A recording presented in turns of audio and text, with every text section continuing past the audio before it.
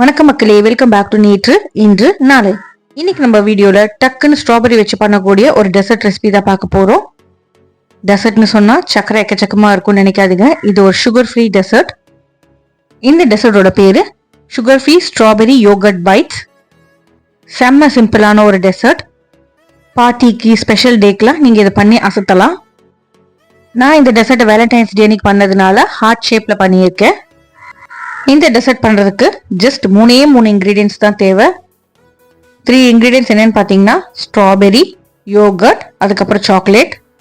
4-5 strawberries எடுத்துட்டு நல்லா அலம்பிட்டு உப்பு தண்ணியில கொஞ்ச நேரம் ஊற வச்சிடுங்க. ஏன்னா உப்பு தண்ணியில் ஊற வைக்கும் போது மேலே போட்டிருக்கிற பெஸ்டிசைட்ஸ் அழுக்கெல்லாம் நமக்கு வெளியில வந்துடும். அதுக்கப்புறமா பிளெயின் வாட்டர்ல வாஷ் பண்ணிட்டு நீங்க யூஸ் பண்ணிக்கலாம். இப்போ இந்த ஸ்ட்ராபெரிஸ்லாம் நல்லா பொடியாக வாஷ் பண்ணிக்க போறோம். மேஷ் பண்ணாம ஜென்டலா சாப் பண்ணிக்கோங்க. சாப் பண்ண இந்த ஸ்ட்ராபெரி எனக்கு ஒரு 3/4 கப் அளவுக்கு வந்தது. ஸ்ட்ராபெரிஸ் எல்லாத்தையும் ஒரு பவுலுக்கு மாத்திக்கலாம். இது கூட ஒரு 2 டேபிள் ஸ்பூன் அளவுக்கு யோகர்ட் சேர்த்துக்கலாம். நீங்க சேர்க்கிற யோகர்ட் கொஞ்சம் திக்கா இருக்கணும். நான் சுகர் சேர்த்த யோகர்ட் எதுவும் சேர்க்கலங்க, பிளெயினான சுகர் ஃப்ரீ யோகர்ட் தான் சேர்த்திருக்கேன். யோகர்ட் சேர்த்ததுக்கு அப்புறமா ஜென்டலா அப்படியே மிக்ஸ் பண்ணி விடுங்க. இந்த மிக்சர் பார்த்தீங்கன்னா திக்கா இருக்கணும், ரன்னியா இருக்கக்கூடாது. கலந்து வச்சிருக்கிற ஸ்ட்ராபெரி யோகர்ட் கலவையை நீங்க ஒரு மோல்ட்ல சேர்த்துக்கோங்க. நான் வேலண்டைன்ஸ் டேக் பண்ணதுனால ஹார்ட் அண்ட் ஷேப்ல இருக்க சிலிகான் மோல்ட்ல தான் சேர்த்திருக்கேன். பட் உங்ககிட்ட மோல்டு இல்லைன்னா ஒரு ப்ராப்ளமும் இல்லைங்க. ஒரு தட்டு எடுத்துக்கோங்க. மேல அப்படியே பட்டர் பேப்பர் இல்லைன்னா பார்ச்மெண்ட் பேப்பர் போட்டுட்டு அப்படியே ஒரு ஸ்பூனை வச்சுட்டே வாங்க. உங்களுக்கு அப்படியே ஒரு மிக்சர் அப்படியே டோலாப்பா நிற்கும்.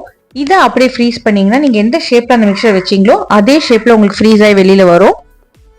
பாப்சிக்கல் மாதிரி பண்ணணும்னு நினைச்சீங்கன்னா நீங்க அப்படியே ஒரு பால்ஸா வச்சிருக்கீங்க இல்லையா, அந்த மிக்சர்ல ஒரு ஐஸ்கிரீம் குச்சியை அப்படியே வச்சிடுங்க.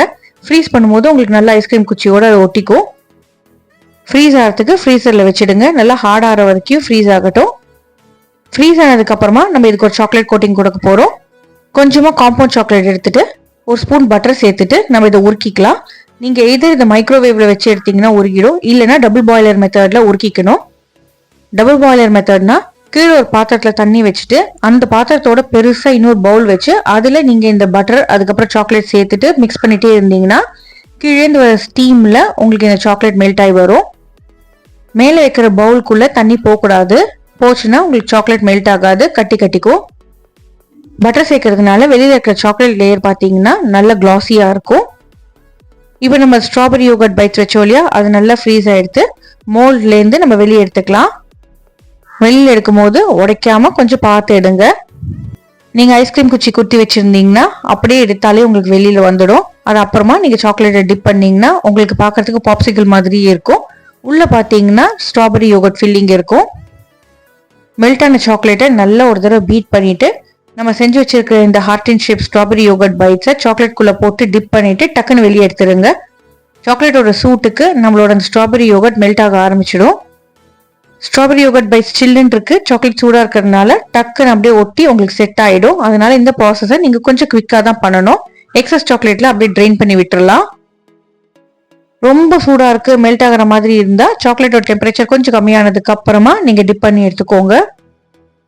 ஆற இந்த சாக்லேட் மிக்சர் ஹார்ட் ஆயிட்டே போகும்.